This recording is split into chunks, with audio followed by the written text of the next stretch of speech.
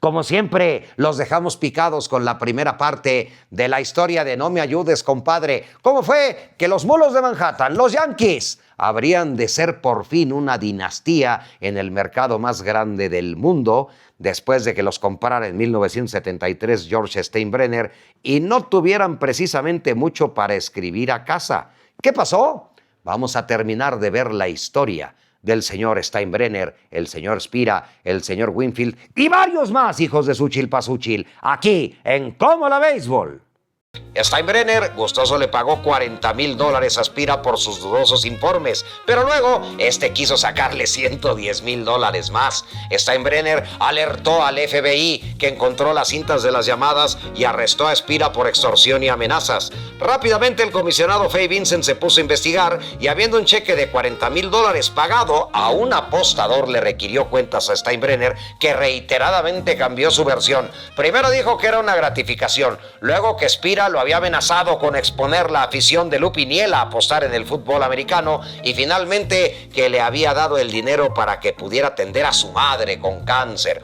Vincent le ofreció dos opciones: 2 años suspendido o admitir su culpa y renunciar al control de los Yankees, teniendo prohibido siquiera comunicarse con quienes operaban la franquicia, y la prohibición incluso de asistir a un juego sin permiso expreso del comisionado. En forma poco explicable, decidió tomar esta última. Bajo la batuta del gerente general Gene Michael y con Buck Showalter como manager, la reconstrucción de los Yankees tomó forma. Tipos como Mariano Rivera, Bernie Williams, Jorge Posada, Andy Pettitte o Derek Jeter fueron firmados y desarrollados en las menores de los Yankees sin que Steinbrenner lo cambiara como le encantaba por veteranos establecidos, siempre queriendo soluciones rápidas pero a corto plazo. Previo a la temporada de 1996, Steinbrenner despidió a Showalter y relegó a Michael a posiciones decorativas en la dinastía que esos dos habían construido, gracias a que el comisionado amarró a Steinbrenner.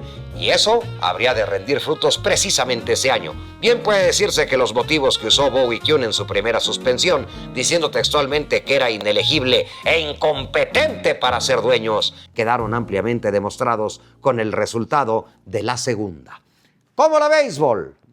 ¿Cómo están, hijos de Suchilpasúchil, de su hidráulica madre, de su Chíate y Usumacinta? Muchos de ustedes dicen: a los 30 años ya estás viejo. Ay, ya pasaste a los TAS. Pues después de los TAS pasas a los TOS, y esos son los... No puedo decirlo aquí, pero empieza con M, desgraciados, porque ya por ustedes nos dicen que no se puede decir esto, aquello y lo demás allá. Vamos a hablar de un hombre que aguantó la risa 28 temporadas lanzando en el béisbol invernal, cuando era verdaderamente demandante, del wind-up más elegante que creo yo haberle visto jamás a pitcher alguno, del pitcher zurdo con más victorias en la Liga Mexicana de Béisbol y del tercero más ganador con independencia de cualquier perfil en la pelota invernal. Hombre que llegó a ganar campeonatos de efectividad pasados los 43 años de vida y que todavía llegó a ganar juegos con más de 5 décadas de existencia. La historia del látigo de Veracruz, de Ángel Moreno Veneroso, en ¿Cómo la Béisbol? Ángel Moreno Veneroso nació el 6 de junio de 1955 en Soledad de Doblado, Veracruz. En sus 26 temporadas en Liga Mexicana de Béisbol, jugó con Aguascalientes, Tigres, Nuevo Laredo, Minatitlán, Yucatán, México, Torreón y Veracruz. En 2012 fue inmortalizado al ingresar al Salón de la Fama del Béisbol Mexicano. Es el pitcher zurdo con más triunfos en la Liga Mexicana de Béisbol. Nada más se mandó 263 y tuvo un promedio de 3.51 de carreras limpias admitidas. A lo largo de su trayectoria lanzó 164 juegos completos con 26 blanqueadas y 2.255 ponches, categoría en la que es el tercer lugar en todos los tiempos. En 1998 fue campeón de efectividad con 1.96 de porcentaje de carreras limpias admitidas y en 2 temporadas fue líder en triunfos. 1995 con Laredo ganó 16 y en el 2000 con el México, en que alzó los brazos en 13 ocasiones. Además, en 1995 fue líder en ponches con 108 y tuvo 13 temporadas con más de 100 chocolates y 16 campañas con más de 10 triunfos. Moreno Veneroso también usó su amplio repertorio que incluía curva, recta, slider y cambio en las grandes ligas al estar por 2 años con los Angelinos y 3 temporadas en Taiwán. Si bien su paso por las ligas mayores fue discreto con 4 ganados y 10 perdidos, con 34 ponches y 4.02 de efectividad, puede contar que venció jugando con los Angelinos, ni más ni menos que a Lagarto Ron Guidry y a los Yankees en su propia casa. En el retiro llegó a ser manager y coach de picheo de algunos equipos en la pelota profesional mexicana. Pero aquí tienen, hijos de Xúchil, una historia de esas de que a la vejez, viruelas, y que viejos los cerros y reverdecen mondrigos. ¿Cómo la béisbol? Te leo en los comentarios.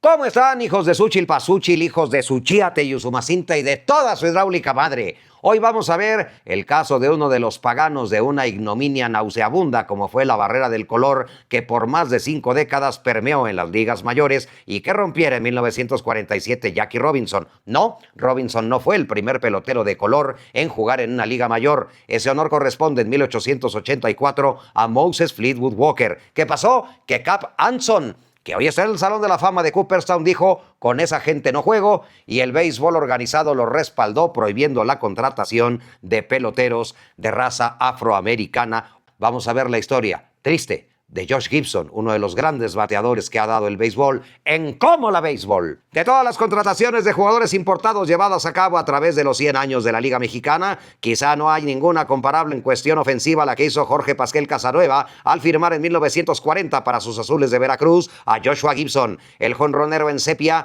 que ha sido considerado el número 1 de todos los tiempos entre la raza de color. En los tiempos de Gibson, los jugadores de color no tenían permitido jugar en las ligas mayores por las costumbres racistas de entonces. Gibson jugó solamente temporada y media en México, pero dejó una huella indeleble. En 1940, en que solo tomó parte en 22 juegos con 92 veces al bat, macaneó 43 imparables, 11 de los cuales fueron cuadrangulares y un promedio de 467. Ya no pudo quedarse más tiempo porque el propietario de los Homestead Grays, donde jugaba en los Estados Unidos, lo amenazó con una demanda de $10,000 y embargarle su casa si no regresaba y respetaba su contrato. Ya para 1941 no tenía ningún pacto firmado en los Estados Unidos y pudo regresar a la Liga Mexicana para una temporada completa con los mismos Azules de Veracruz, siendo parte de un equipo campeón que se consideró por mucho tiempo como el mejor team en la historia de la máxima pelota veraniega en el país. En ese año completo, Gibson impuso la marca de 33 cuadrangulares en 94 juegos, un récord que perduró hasta 1960, en que el cubano Aldo Salvén de los Petroleros de Poza Rica macanearía 36. En 1941 tuvo Gibson 134 hits en 358 veces al bat para un promedio de 374 con 124 carreras empujadas. Fue campeón en cuadrangulares y en impulsadas, aunque Bill Wright de los Diablos Rojos del México sería el champion bat con 390. Fue el primero en la liga en conectar 3 jonrones en un partido 2 veces en una campaña. Esto fue en 1940, lográndolo una vez en el Parque Delta en un domingo contra los Rojos del México, que fue en un último de la serie, y la otra en Chihuahua. Gibson murió prematuramente por un tumor en el cerebro el 20 de enero de 1947, sin ser seleccionado por su edad y vida disipada como el que rompiera la horrenda barrera del color en grandes ligas. Tampoco pudo ver a Jackie Robinson hacerlo, pero en un acto de tardía justicia fue entronizado al Salón de la Fama de Cooperstown en 1972 y recientemente sus números en ligas negras fueron homologados por las grandes ligas, alcanzando con ello varios récords de todos los tiempos que le fueron negados por su raza. Para quienes vieron batear a Josh Gibson, este no fue el Babe Ruth de las ligas negras. Más bien, Babe Ruth era el Joshua Gibson blanco. ¿Cómo la béisbol? Te leo en los comentarios. ¿Cómo están, hijos de Xúchil, de su hidráulica madre, de Suchiate y Usumacinta? ¿Mucho power? Para mucho power hoy en Cómo la béisbol, la historia del sonorense Ronnie Camacho. Nacido en Empalme, Sonora, el 26 de octubre de 1935, Ronnie Camacho parecía destinado a ser deportista. Su padre fue boxeador y su tío Laureano Quiriqui Camacho, receptor de renombre. Este le obsequió de muy niño un guante que perteneció a Martín Dihigo. Inició como profesional en 1953 con los Águilas de Mexicali y en 1956 llegó a la Liga Mexicana con los Tecolotes de Nuevo Laredo, donde jugaba como segunda base, aunque a partir del año siguiente su posición sería invariablemente la inicial. En En 1962 fue campeón jonronero por primera vez y en 1963 con Pericos de Puebla conectó 39 cuadrangulares, rompiendo la marca de vuelas cercas en una misma temporada del cubano Aldo Salvent, que era de 36. Héctor Espino lo superó al año siguiente bateando 46 palos de vuelta entera. Fue campeón de producidas en 1963 y 1969, campeón de jonrones en la Liga Mexicana del Pacífico en la campaña 1963-64, imponiendo un récord de 27 cuadrangulares en una temporada vigente al día de hoy, volviendo a encabezar la liga en vuelas cercas en 1967. Después de debutar en la Liga Mexicana con Tecolotes, estuvo con Pericos de Puebla, el Águila de Veracruz, Leones de Yucatán, Broncos de Reynosa, Tigres del México, Rieleros de Aguascalientes, retirándose en 1975. Fue inducido al Salón de la Fama del Béisbol Mexicano en 1983. Honor a quien honor merece. Ronnie Camacho, ¿cómo la béisbol? ¿Cómo están, hijos de su chilpazúchil, de su hidráulica madre, de su chíate y usumacinta? Hoy, en Cómo la Béisbol, le entramos a la zoología. Vamos a analizar al rinoceronte, a Karim García. Yo sé, tengo conflicto de interés porque es como si fuera mi hermano, pero ¿por qué no ha entrado al Salón de la Fama? Vamos a analizar un poquito este caso en Cómo la Béisbol. Gustavo Karim García nació el 29 de octubre de 1975 en Ciudad Obregón, Sonora, hijo del inolvidable Pancho García, quien combinara como él poder y velocidad, dejando alguna vez tendidos en el terreno en la Ciudad de México en el Parque del Seguro Social a los Medias Blancas de Chicago con un gran slam. Comenzó practicando atletismo y terminó escribiendo páginas de gloria en el béisbol. El sonorense jugó 10 temporadas en las Grandes Ligas con 7 equipos distintos, siendo parte de aquellos Yankees campeones de la Americana en el 2003 y bateando para 278 en la Serie Mundial de aquel año. Aunque su carrera culminó con 66 jonrones, solo 5 bateadores mexicanos han acumulado más. Sin embargo, todos ellos, excepto Karim, han tenido más de 2,000 turnos al bat. En el béisbol asiático también escribiría páginas gloriosas, sobre todo en Corea, donde jugando para los Lotte Giants recibió 678,577 votos para el Juego de Estrellas, la cifra más alta para un jugador en 27 años, y se convirtió en el primer pelotero extranjero en obtener la máxima cifra de votos. En la Liga Mexicana fue el MVP de la serie final del 2007, llevando a los Sultanes de Monterrey al título frente a los Leones de Yucatán. Su paso por el invierno fue impresionante y le valió ser entronizado en febrero de 2025 al Salón de la Fama de la Serie del Caribe. Durante su paso por el Clásico Caribeño, representó a los Águilas de Mexicali, Tomateros de Culiacán, Naranjeros de Hermosillo y Yaquis de Ciudad Obregón, con el que salió campeón en las Series del Caribe de Mayagüez 2011 y Hermosillo 2013. García dejó en Series del Caribe una impronta ofensiva en la que aparecen 32 juegos jugados, 27 imparables, incluyendo 6 jonrones, 3 dobles, un triple y un total de 41 bases alcanzadas, mientras que con sus batazos impulsó a 15 compañeros muchas veces en situaciones decisivas. También integró 2 veces el equipo de Todos Estrellas. En San Juan 1999 lo hizo como bateador designado y 11 años después, en Mayagüez 2011, como jardinero derecho. De la seca a la meca, el hoy coach de primera base de los Conspiradores de Querétaro ha puesto en alto el nombre de México por todo el orbe, habiendo ganado también un Champion Bat del Clásico Caribeño. Entendemos que a lo mejor para estar en la categoría de jugadores mexicanos quizá no le alcance, tampoco quizá comparado con otros en la categoría de mexicanos en Grandes Ligas, pero lo que hizo en Corea no cuenta, o lo que hizo en el invierno y sobre todo en Series del Caribe. En fin, por andar de la seca a la meca, el resultado es que Gustavo Karim García ha terminado por no ser profeta en su tierra. ¿Cómo la béisbol? Te leo en los comentarios. ¿Cómo están, hijos de su hidráulica madre, de su chíate y usumacinta? Hoy vamos a conocer la historia de un zurdo jarocho que tiene mucho tibiritábar, así con la voz que tiene, y que además primero lo bajabas del guayabo que del montículo. La historia de Alfredo el Zurdo Ortiz en Cómo la Béisbol.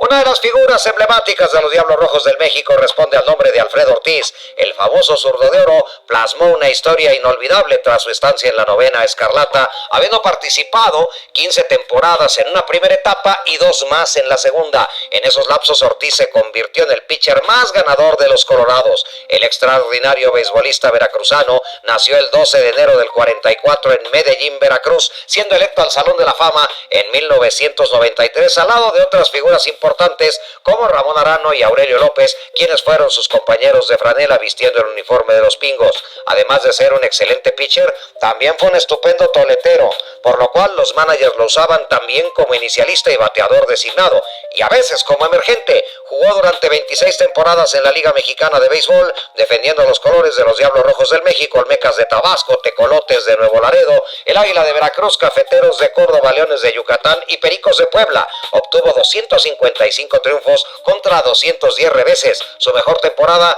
fue en 1969 con los Diablos. Ese año ganó 23 juegos y perdió 9, abanicando a 129 contrarios. En este circuito lanzó 3,841 innings y ponchó a 1,824 bateadores. Consiguió 51 blanqueadas con un 3.13 de efectividad y 548 de porcentaje en ganados y perdidos. Con el bat, oiga usted, Ortiz consumió 1,425 veces al bate, disparó 350 imparables con 204 carreras empujadas para un porcentaje de 246. En la Liga Mexicana del Pacífico, como lanzador ganó 105 juegos y perdió 38. Pasó por los strikes a 936 bateadores, dio 13 cierres y su porcentaje de carreras limpias fue de 2.99.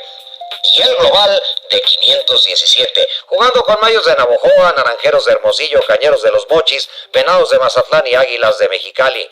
Retirado de la responsabilidad de participar con equipos a la defensiva y ofensiva, Ortiz dirigiría en la Liga Mexicana por varios años y pasaría a la historia, siendo el primer manager de los Guerreros de Oaxaca. Posteriormente se dedicó y se dedica a entrenar beisbolistas amateurs y a dirigir o hacer labores de coach con equipos profesionales. Así es que, por supuesto, un abrazo al hombre del Tigre de Tábara, Alfredo El Zurdo Ortiz, en Cómo la Béisbol.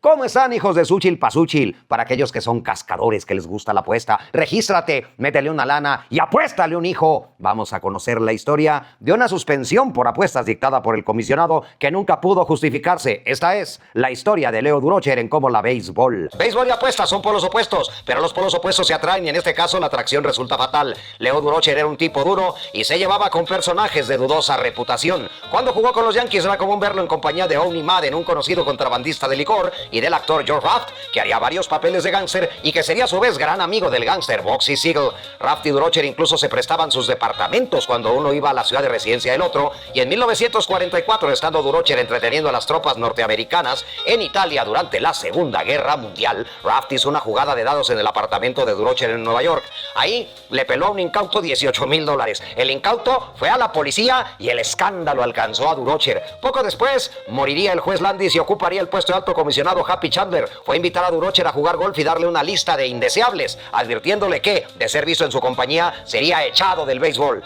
Durocher todavía le echó más leña al fuego al comenzar a salir con la actriz Lorraine Day. Se casó con ella y ello condujo a que el periodista Westbrook Pegler le llamara por escrito delincuente moral y a que la Asociación de Juventudes Católicas de Brooklyn, que enviaba 150,000 niños a Levitt Field cada año, amenazara con retirarlos. Esa primavera los Yankees entrenaron también en Cuba y Durocher y su jefe Branch Rickey se dieron cuenta de que en un juego esos tres personajes estaban alegremente departiendo en el palco de Larry McPhail, manda más de los mulos de Manhattan. Rápidamente se encargaron de que la prensa escribiera del doble estándar. Mientras Durocher tenía prohibido saludarlos siquiera, el jefazo de los Yankees sí podía tenerlos en su palco. McPhail reventó contra Durocher y Rickey y movió sus piezas. Chandler, que había llegado al puesto fuertemente apoyado por McPhail, hizo el resto. El 24 de marzo sostuvo audiencias con varios testigos y citó a Durocher. Lo único que admitió fue haber jugado un jueguito de póker con su lanzador Kirby Higby. Después de eso, Chandler citó a Rickey y le sacó una carta con firma autógrafa de un juez de la Suprema Corte llamado Frank Murphy, donde se le pedía a Chandler que suspendiera a Durocher. El 9 de abril, un día antes de iniciar la campaña, el anuncio se haría oficial. Durocher sería suspendido por conducta en detrimento del béisbol. La resolución no contenía un motivo específico ni fundamentación ni motivación. El periodista del New York Times, Arthur Daly, escribió: Leo es como aquel que se pasa un semáforo en rojo y lo sentencian a la silla eléctrica. E incluso el tenebroso McPhail, que curiosamente fue quien le dio su primer trabajo a Durocher como manager cuando ambos estaban con los Dodgers, habría de decir: esta es la primera vez que un comisionado suspende a alguien sin especificar los cargos. Leo regresaría en 1948 y dirigiría 15 años más, ganando en ese lapso 2 gallardetes y una serie mundial. En 1951, cuando los dueños debían decidir sobre la permanencia de Chandler como comisionado, votaron por echarlo de la oficina. Así, Durocher terminaría en el Salón de la Fama y Chandler en el basurero de la historia. Como la Béisbol. ¿Sabían ustedes que en 1946 un hombre de 38 años peleó el campeonato de bateo y lo perdió por 5 milésimas ante no cualquier personaje, sino ante un joven Beto Ávila González, que sería el primer champion bat latino en las mayores?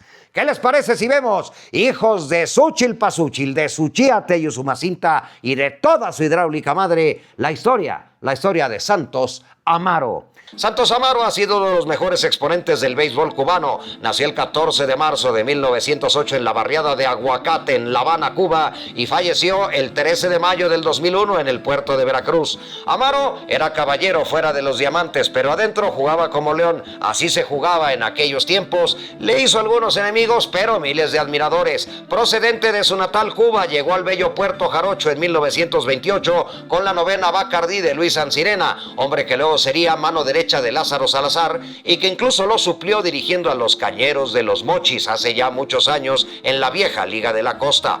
Ahí ganaba Amaro $10 a la semana, además de la comida y el cuarto. Se desempeñaba como receptor, pero se le dificultaba mucho por su elevada estatura, medía 1.92. Después jugó la tercera base, pero donde encontraría su verdadera posición sería en el jardín derecho por su movilidad y sobre todo por su brazo de cañón. Está catalogado como uno de los bateadores más consistentes que han pasado por la Liga Mexicana de Béisbol. Participó en 17 temporadas, en 11 de las cuales bateó para más de 300. Cuando colgó los Spikes de jugador activo, en 1955 tenía 314 de promedio global con 1.339 hits en 4.267 veces con el Madero. En 1951 sustituyó a Martín Diego Llanos como manager del Águila de Veracruz, equipo al que llevó a la conquista del campeonato en 1952 y en 1961. Su estirpe de pelotero se manifestó plenamente en su hijo Rubén, quien jugó 11 años en las mayores. No solo en él, su nieto Rubén Amaro Jr. también jugó en la Gran Carpa y fue gerente general de los Phillies de Filadelfia, así como coach en diversas organizaciones, entre las que se cuentan los Mediarrojas de Boston.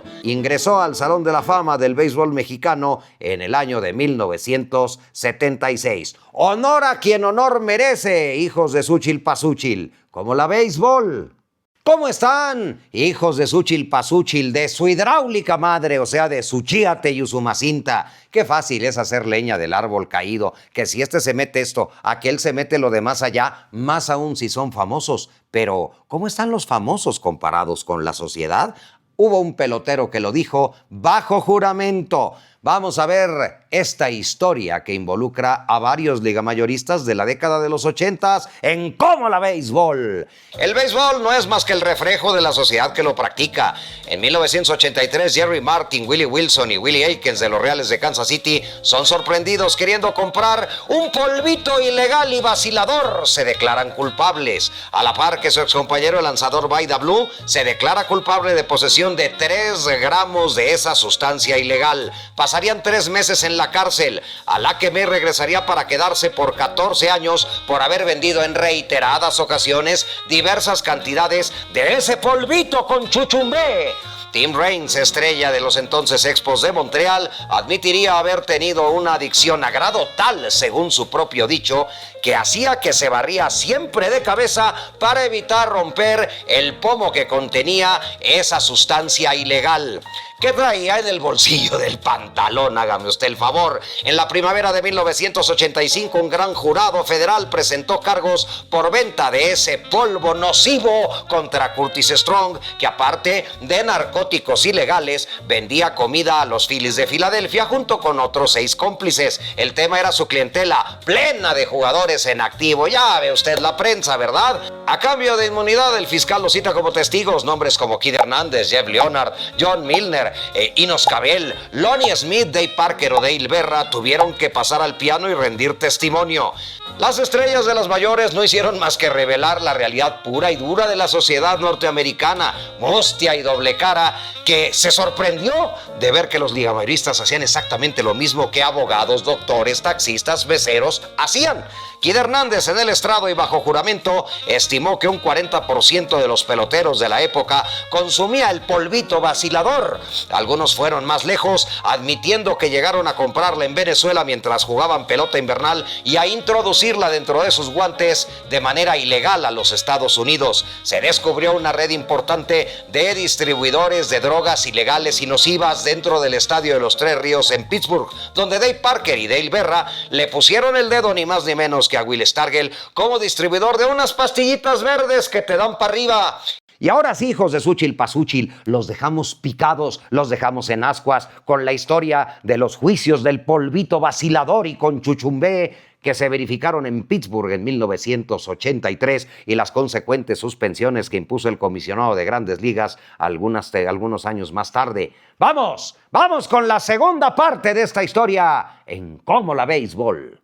Y John Milner acusó de lo mismo ni más ni menos que a Willie Mays. Después del juicio, al cual fueron como testigos y no como acusados y con inmunidad, tendrían que pasar al piano con el señor Peter Ueberroth, del alto comisionado del béisbol, quien el 1 de marzo de 1986 suspendería por un año conmutable por la donación del 10% de su salario y servicio comunitario en favor de programas contra el consumo de sustancias ilegales y nocivas a Kid Hernández, Dale Berra, Joaquín Andújar, Dave Parker, Enos Cabell, Jeff Leonard y Lonnie Smith por haber facilitado el tráfico de sustancias ilegales nocivas y deleznables. Al Holland, Lee Lacy, Larry Sorensen y Claudel Washington tenían de dos sopas: 60 días suspendidos o la donación del 5% de su cheque. Poco o nada cambiaron las cosas y la hipocresía sigue vigente, siendo que de acuerdo con el béisbol de Grandes Ligas supuestamente se hacen test de dopaje aleatorios y siendo que los abridores serían quizá los sujetos más obvios para ser seleccionados, nadie puede más que preguntar si eso es real o es pura pantalla. Cuando el 25 de septiembre de 2016, José Fernández, abridor de Miami, perdió lamentablemente la vida en un accidente de bote, legalmente borracho y bajo los efectos del polvito vacilador a 5 días de su última apertura. La temporada no iba a acabar hasta el 2 de octubre, lo que hacía que tuviera que hacer al menos otra salida, para la cual el doping al parecer no le preocupaba mucho. No se equivoque, los peloteros no son mejores o peores que cualquiera.